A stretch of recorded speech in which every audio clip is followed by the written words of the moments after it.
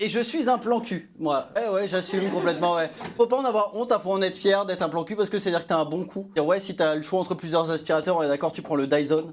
Parce qu'il perd pas d'aspiration. Attention, là, par contre, je parle des plans cul réguliers, hein, des PCR. Parce que si t'es pas un PCR, t'as un MC, un mauvais coup.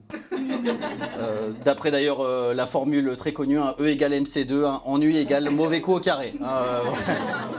Après, c'est vrai que c'est pas les mêmes objectifs, hein, un plan cul que par exemple vivre en couple. Hein, c'est-à-dire que vivre en couple, le projet, hein, c'est te marier, d'avoir une maison et des enfants.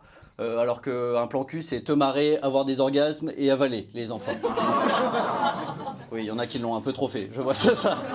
Après, ce qui est bien avec les plans cul, c'est beaucoup plus relâché. T'oses faire des choses que t'oses pas faire en couple, tu sais, parce que tu te libères, tu te dis vas-y, t'es pas jugé en vrai, tu reverras pas la personne. Je pense que Libérer, délivrer, hein, la chanson de la Reine des Neiges, c'est parce qu'elle allait trouver un plan cul. Hein, D'ailleurs, je pense que c'était pas de la neige. Non, t'es plus relâché, je vous donne un exemple, c'est que quand t'es en couple, le truc le plus sale que tu vas faire la plupart du temps, c'est une levrette. Genre si t'es vraiment un gueudin, tu vas faire une petite fessée pour dire hey, regarde, je suis un bonhomme. Quand c'est un plan cul, tu fais aussi une levrette, hein. Le truc le plus sale que tu fais, c'est aussi une levrette, sauf que c'est le mec qui est devant. Je suis tellement fier d'être un plan cul, vous savez que j'ai créé un signe de reconnaissance pour les plans cul. Je vais vous le faire, c'est très simple. Alors, ouais, je sais pas rentrer les trucs dans les... Ouais, c'est pas pour rien que je suis un plan cul, vous voyez.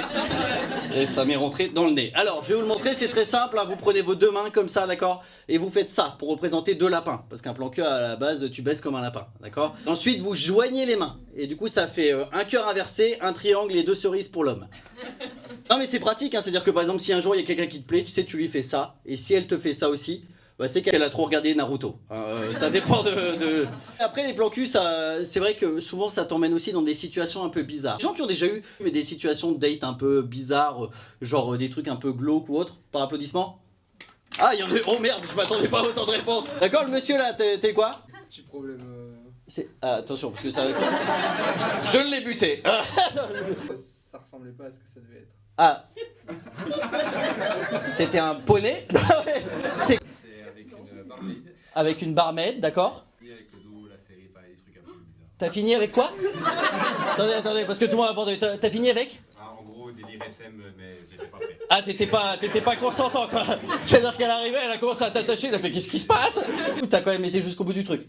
Bah, disons que c'était pas prêt. C'était obligé.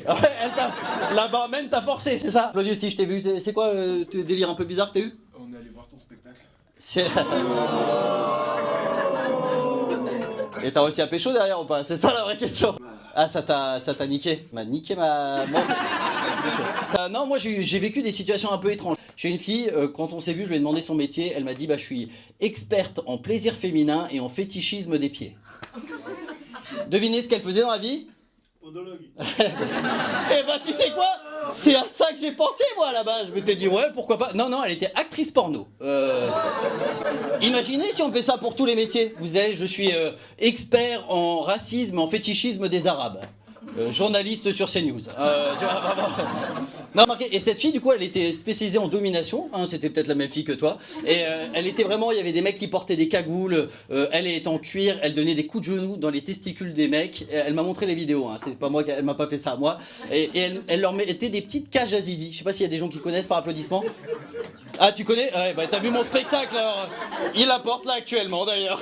Pour ça qu'il a une petite voix un peu. Non, c'est des petites cages en fait qui t'empêchent d'être excité. Moi, quand j'ai vu ces vidéos, je me suis cassé. Quitte à vraiment souffrir avec mon consentement, je vais devenir chroniqueur à Touche pas à mon poste. Ça sera beaucoup plus simple. Hein. Ah oui, à Halloween, j'ai vécu une situation de malade. Il y a une fille, donc on s'est vu, et derrière, pendant qu'on est chez elle, elle commence à sortir un rail de coke, vous savez. Et elle commence à en sniffer un deuxième, un troisième, c'était devenu Dyson, vraiment, vous savez. Et là, elle commence à me proposer un rail de coke, sauf que nous, les humoristes, on prend pas de coke. Hein. Vous voyez ce que ça a fait à Pierre Palmade, on ne veut pas devenir Pierre Palmade, d'accord?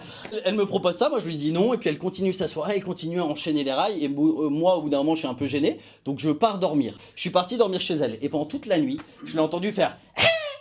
toute la nuit, à côté de moi, vous savez, elle criait comme un corbeau. Sauf que moi, au bout d'un moment, j'ai eu peur. Vous savez, j'étais un peu flippé du truc. Et du coup, j'ai commencé à me cacher sous le lit. Parce que elle, quand elle est rentrée dans la chambre, elle m'a pas vu. Et elle s'est dit, il est parti, et moi, j'ai toujours envie d'un plan cul. Elle a appelé un autre plan cul. Je me suis retrouvé sous le lit d'une meuf, avec une meuf qui est en train de baiser avec un autre mec. Le site, c'est pur. Il y a des gens qui vont s'inscrire ce soir, monsieur, là. Alors, ça s'appelle pur, mais c'est aussi pur que l'église catholique, hein, d'accord, vraiment. Et du coup, la personne, je lui parle, et vraiment, bon, on voyait pas très bien ses photos. Ah putain, il rigole avec...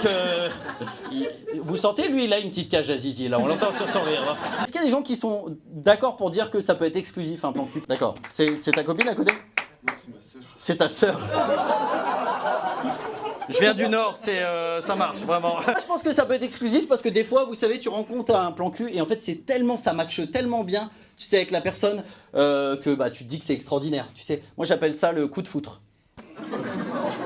Non, parce que c'est vrai que des fois, quand on couple, bah, t'es avec une personne et en final, les sentiments passent, mais au niveau du sexe, ça fonctionne pas. Tu sais, t'as l'impression d'être Jean-Luc Mélenchon dans le Front Populaire, d'accord? Ça matche pas, d'accord, vraiment. Et moi, vraiment, j'ai eu un plan cul comme ça pendant assez longtemps, et un jour, elle m'a quitté. Et qu'on parle beaucoup des ruptures amoureuses, on parle beaucoup des ruptures amicales, mais on parle pas assez des ruptures de plan cul. C'est quelque chose qui m'a touché.